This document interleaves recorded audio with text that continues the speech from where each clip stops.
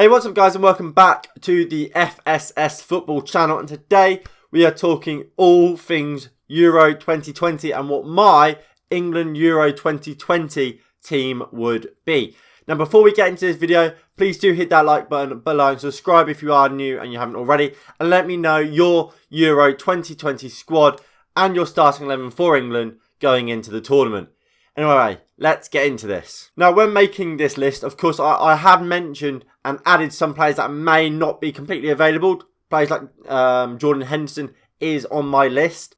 If they're not fit, they're not fit. But I've looked online trying to see when they're available and when they're meant to be getting back from injury. And all of them should be back before the tournament starts. So I've added them to my list. Now, without further ado, let's get into this. So first, let's go through the goalkeepers. Now, of course, these players aren't in any particular order.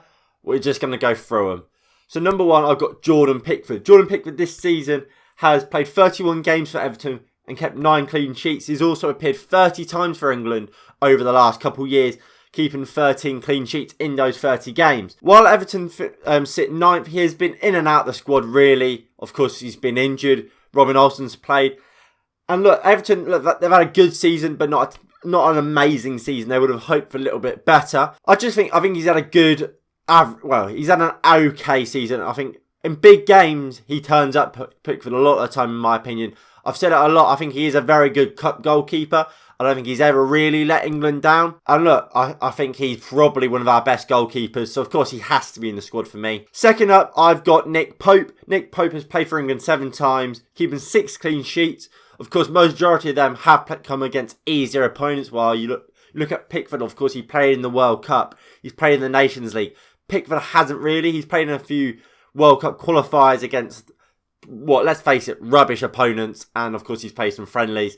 So, while he got a better clean sheet ratio than Pickford, I don't think Pope is the right man for England. But I think he is probably our second best goalkeeper. Probably our best goalkeeper, actually, shot-stopping wise. But I don't think he's that whole package that Gareth Southgate likes. But for me, you have to take Nick Pope. He is probably, like I said, our best shot stopper. Then the final goalkeeper I'm taking is, of course, Manchester United's Dean Henderson. Dean Henderson has played once for England, got a clean sheet. So 100% clean sheet ratio. If he wants to play more, keep that up, Dean. For Manchester United, he's played 25 games, get 13 clean sheets. A lot of them have come in the cup competitions like the Europa League. He's been okay. He obviously had a massive shocker against Liverpool, but I don't imagine that would stop him from getting into this Euro squad.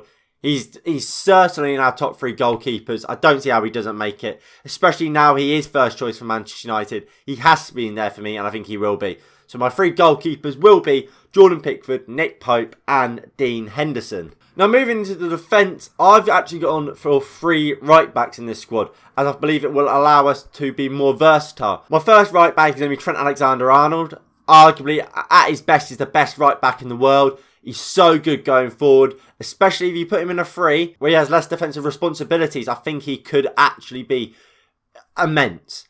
Of course, with Liverpool, we see him having to play as a part of a back 4 where he has to defend. With England, I don't think he will have that much responsibility, especially if we are playing as a 5. So I think Trent has to go. And I think his stats speak for themselves, really. This has been one of his worst years at Liverpool. Still, in 43 games, 2 goals, 9 assists. That's nothing to turn your nose up at. And for England, look, 1 goal and 1 assist in 12 games. It's not terrible, is it? So I think Trent has to go for me. He just simply has to go. And then next up, you could call me biased. You could say it's a bit controversial, but I'm going to go for Aaron Wan-Bissaka. He's uncapped for England so far, and I simply don't understand how. He's our best right back defensively, at least. His stats this season going forward has been very, very good, and I think his attacking game is now very much underrated because of how good he is defensively, and because of the comparisons between him and Trent, where Trent's always been that player that is amazing going forward but can't defend. Wan-Bissaka was seen as the binary opposite, and where I don't think he quite is that anymore. I think he is pretty good going forward. Like I said, 2 goals, the same as Trent. 6 assists this season compared to Trent's 9. They're very, very much comparable. And I simply don't know how he's uncapped for England so far. He just simply doesn't get called up. I don't understand how. He's seen Manchester United get second in the Premier League this season. He simply, for me, has to be going. And then the third right back in this squad is going to be Kyle Walker. He played 55 times for England, 0 goals, 7 assists. And look, he's had a brilliant year for Manchester City, hasn't he? While his numbers isn't amazing, playing 40 games, only 2 goals, 1 assist. Of course, being a right back isn't just about that. He's got a lot of clean sheets. Ederson has won Golden Glove this year. He's been very good defensively, Kyle Walker. And I think he's not as good as going forward as Trent, and he's not as good as defensively as Wan-Bissaka. But I think he is a decent medium ground. And of course, he can play as a right centre-back. And I think Gareth Southgate in games will want to go to that 3 at the back. And I think Kyle Walker fits into that perfectly. And with a 26-man squad, you can afford to take some of these versatile players like Kyle Walker. I mean, if it was a still 23-man squad, Kyle Walker would be off the plane. But because there is a 26-man squad, Kyle Walker goes for me. Now going into the centre-backs, first up we have John Stones. Played 42 times for England, 2 goals, of course, both of them coming in the 2018 World Cup. 1 assist in that competition as well. For City, 33 games, 5 goals, 0 assists. His best goal scoring season ever. He has to go, doesn't he? On current form, you could argue he's our best centre-back. There's no doubt John Stones has to go. And I think his centre-back partnership from the 2018 World Cup, Harry Maguire, of course, from Manchester United, also has to go. 32 games for England, 3 goals, 1 assist. For Manchester United, 52 games, 2 goals, 2 assists. He has to go, doesn't he, Harry Maguire? He simply has to go. I think he is a very good centre-back, Harry Maguire. Well, I don't think he's worth the £80 million Manchester United spent on him. He has to go. He's probably England's best centre-back. He offers a lot for England. He has to go for me, and I think he will go. Again, you don't captain his team to second by being a terrible centre-back. He is at least, very least, a good centre-back. So he has to go for me. And then the last 2 centre-backs for me should be Tyrone Mings and Ezri Konsa. Now, while I don't believe these are our best 2 centre-backs, I would say Connor Cody should be probably in there over one of them. Maybe get Ben Godfrey. What I do like about these 2 is that they are already a centre-back partnership. I feel like when you are this backup centre-backs, you're not going to play often, but when you do, chances are you've not played together. With Ezri Konsa and Tyrone Mings, I think they are both okay. I think Konsa is better than Mings. Mings is very much liked by Gareth Southgate, so I think Mings could go either way. I would take Konsa. Look, they'll play together, and they have played together, so why not take them both? Plus, I mean, you go, let's say we win our first 2 games of the group, we go to last game not needing to win. Just you start them 2. They already have a partnership, already have an understanding of each other. And I think that the drop off between our first 2 choice centre backs and them 2 will be massively decreased than it would be if we're playing Connor Cody and Tyrone Mings, for example. Because, like I said, they've simply never played together. And then at left back, I'm taking Luke Shaw, arguably the best left back in the world this season. He's been absolutely fantastic. He's played 9 times for England, getting 4 assists. That's crazy numbers for Luke Shaw. Also for Manchester United this season, 46 games, 1 goal, 6 assists. His improvement going forward has been there to see. He's been fantastic defensively as well. That's something that really goes under the radar for fullbacks nowadays, how good they are defensively. Luke Shaw is fantastic going forward and defensively. For me, he has to be on the plane, and not only on the plane, he has to be starting for England this summer. My final defender and fullback will be Ben Chilwell. He's had a decent opening campaign for Chelsea, and he's been pretty consistent for England when he's played. 14 caps for England. 5 assists, of course, 0 goals. For Chelsea this season, 40 games, 3 goals, 7 assists. He's a good fullback. He's clearly a top fullback. There's no way for me he can't be going on the plane. He has to go for me. Ben Chilwell goes in. Moving into midfield, first man on the team sheet is Declan Rice. Look, he has to go, doesn't he? He has to go. He's fit. He's starting again for West Ham. He's got massive admirers across the Premier League, from the likes of Chelsea, Manchester United. You don't get that playing for West Ham unless you've been class this season. He's a brilliant defensive midfielder. Can do the attacking side of the game and defensive side of the game. He's good on the ball. How does he not start in defensive midfield for England? Especially if we are playing a 3 in midfield. For me, Declan Rice has to be playing, and as such has to be on the plane. So Declan Rice is making it into my England squad. Next up, similar to Declan Rice, Calvin Phillips has to go, doesn't he? We need defensive midfielders. Calvin Phillips is that. Of course, Southgate loves him. We've seen Declan Rice and Calvin Phillips playing a double pivot while we're playing a 5 at the back before. I wouldn't be surprised to see it again. Calvin Phillips very good on the ball. Like I said, he's got 7 caps for England so far and hasn't been in the Premier League much. Of course, there hasn't been as much international football this year due to COVID and that. But he's played seemingly all the time when he's been able to. He's going on the plane. He should be on the plane for me. So, Calvin Phillips is on the plane. Next up, we've probably got England's vice-captain, Liverpool's captain, Jayden Henderson. He's a leader, and I think he's a fantastic midfielder. I think certainly versatile. He can play as a box-to-box and plays at that defensive midfield role. For me, he has to go. Like I said, he is a leader. He's won things as well, which is so important. You need to have players that have won stuff. He's won a Champions League. He's won a Premier League. And he's captained his side to both of them. He has to be on the plane. He's one of our best midfielders. Jayden Henderson must go for me. Next up, we've got a bit of a rookie and another player I probably wouldn't take if it was just 23. But with it being 26, I think Jude Bellingham should go. He's a young player. I think he's shown his ability, not just in the Champions League and in the Bundesliga for Borussia Dortmund, but also for England when he has played. He's got a lot of admirers once again. He was killing it in the Championship with Birmingham, and he's only going to step up at Dortmund. He's made himself a first-team player there, and that's no mean feat.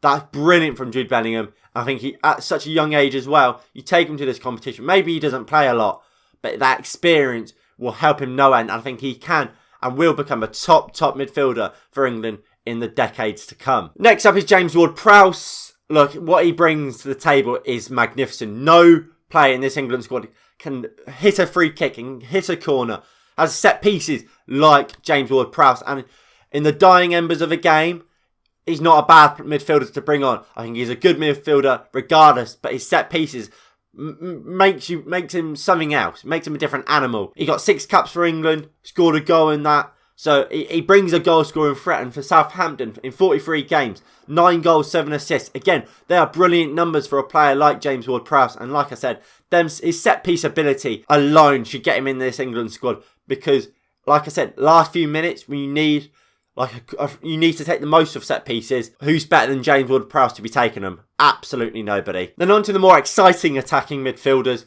We've gone for Mason Mount. I think, look, he's Chelsea's player of the year. Gareth Southgate clearly loves him. And look, he's really impressed me this season. At the end of last year when he was getting so much plaudit, I thought he was massively overrated. But this year, I think he has massively stepped up. I think he's been fantastic this year. He's been a key part to Chelsea getting into the Champions League final. They're currently sitting 3rd. I don't see how Mason Mount don't make it into the squad. I think he has been fantastic. Gareth Southgate, like I said, loves him. He's been brilliant this season. Like I said, Chelsea's player of the year. He's making it onto the plane. He is in my Euro 2020 squad. And finally, for the midfielders, I'm going for Philip Foden, the Stockport Iniesta. He has to go. He's been absolutely magnificent for Manchester City. Lit the show up. He's been brilliant for England when he's played. 6 caps, 2 goals, 2 assists. Brilliant. Absolutely brilliant from Phil Foden. He has to go on the plane for me. 48 games, 15 goals, 10 assists for Manchester City this season. Again, brilliant numbers for Manchester City. And look, we're at Man City, he has Sterling, he has Bernardo Silva, has Mahrez, has De Bruyne, has Aguero, all to compete against. And he's made it. He's found a spot as a first team player, not just a first team player, a key first team player. Was massive in their efforts to beat Dortmund in the Champions League and then PSG as well, and will play a big part in the Champions League final. Phil Foden has to be on the plane. Then in to the attackers, Jack Greylish for me has to go. He's been absolutely brilliant for Aston Villa this year. Before he got injured, he was the reason they were so high. He got injured and you saw a fall off, and that's because they were missing their talisman. They were missing their star man. And we've seen for England, he is fantastic. 5 caps, 2 assists, no goals. Brilliant. I remember when we played Belgium, I believe I did a stream for it. He was the best player on the pitch by a mile. So silky. If we were going to score that day, it would have been because of Jack Grealish. I fear he won't be on the plane because I don't think Gareth Southgate fancies him all that much, but I don't see how. For me, he has to be on the plane. Jack Grealish is going on my plane. He's in my Euro 2020 lineup. Next up, we got Jayden Sancho. He's been absolutely brilliant for Dortmund this year. He hasn't got as much coverage as he should do because it's Dortmund, because he's playing in Germany, not in the Premier League. But look, 37 games, 16 goals, 21 assists. That is unbelievable numbers. Absolutely unbelievable. There is no way Jayden Sancho can't and shouldn't be going to Euro 2020 this year. And look, I think he'd be unlucky not to be starting. He's been absolutely unbelievable. There's a reason why teams like Liverpool, Manchester United, even Manchester City are interested in this lad. He has to go. He absolutely has to go. And if he doesn't, I think it's just English bias. Because there is no way Jayden Sancho deserves to be staying at home. Next up, we've got Raheem Sterling. Not been his greatest years at Manchester City. 47 games, 14 goals, 11 assists. Not bad numbers at all. For England, 61 games, 14 goals, 22 assists. He's been consistently brilliant for England, really. Especially since Gareth Southgate has taken over.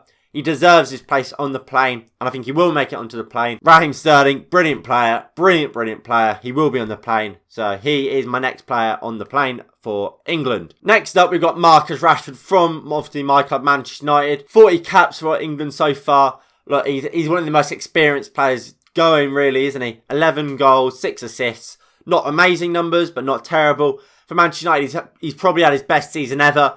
In 56 games, scoring 21 goals, 15 assists. While I don't think his performance levels has been all that at times, look, them numbers speak for themselves. He has to go. He's a match winner. The things he can do on a football pitch, I don't think a lot of our current England squad can do.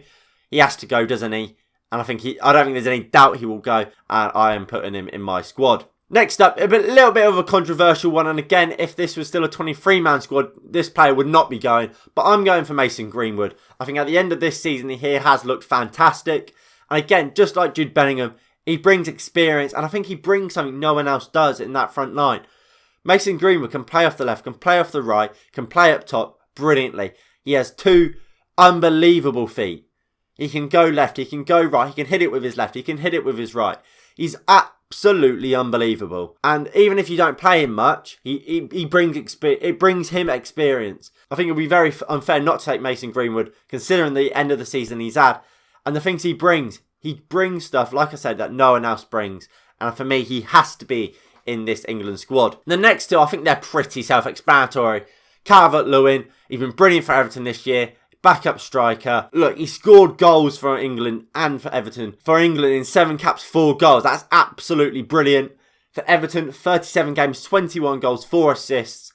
In an Everton team, like I said earlier, hasn't been unbelievable this season. Have maybe underachieved a little bit from where they would have hoped to have been, especially after their start of the season. But look, 8th is nothing to turn your nose up at. He's been absolutely fantastic, Dominic Calvert-Lewin. He has to be on the plane. And of course, probably the captain, Harry Kane, has to go. 53 caps, 34 goals, 13 assists. Looks like he may break Wayne Rooney's scoring record. And while, again, I feel like he might be slightly injured, I think he has to go, doesn't he? He has to go. Spurs this season, it's been one of his best. He looks like he was hitting his very best, especially at the start of the season, alongside Heung-min Son, with 47 goals, 32 assists, 16 assists.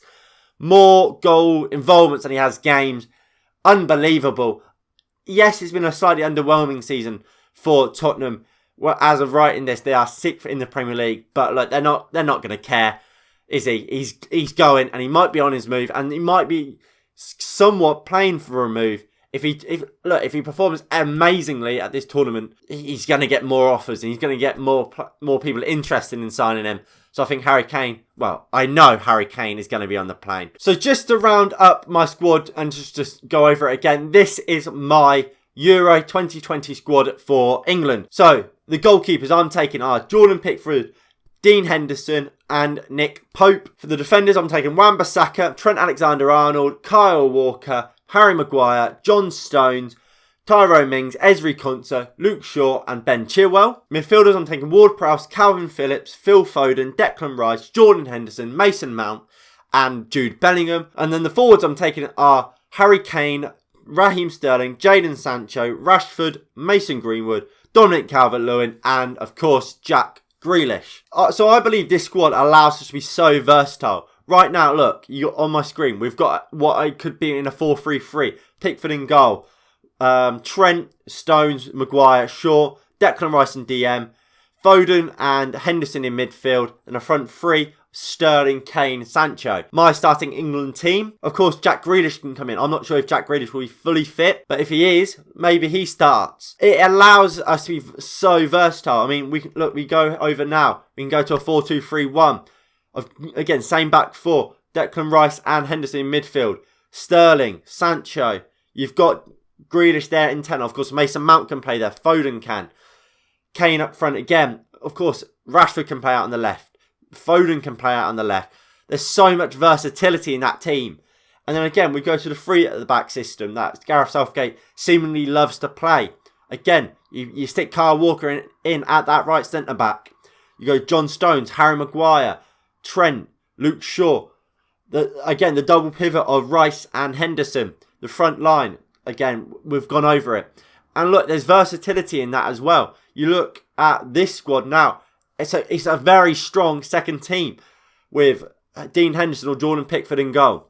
You then go to Ezri Konsa and Tyrone Mings, a centre-back partnership that's already developed and very good together. Look, Villa's been very good this season, haven't they? And defensively, them two have been very good. Wan-Bissaka at right back, Ben Chilwell at left back, 2 top fullbacks. And if they were England's first choice left backs and right backs, you wouldn't turn your nose up at them, would you? Calvin Phillips in midfield, Mason Mount, James Ward-Prowse, a very good midfield 3. That offers a lot. And then the front line, you've got Carver Lewin, you've got Jack Greylish, you've got Marcus Rashford, you've got Mason Greenwood. It's an incredible squad depth, and I think that team is capable of going all the way in this European Championships. And that is why I would make that my England squad. Now, if you have enjoyed, please do hit that like button below. Subscribe if you are new and you haven't already. Of course, when the official England squad gets announced, I will bring it to you guys here on the FSS Football channel. Anyway, I hope you have enjoyed. Like I said, please do hit that like button below. Subscribe if you are new and you haven't already. Let me know your England squad and your start 11 down below in the comments. Anyway, this is going to be it from me. Thank you all for watching, and I'll see you all in the next one in a bit. Peace.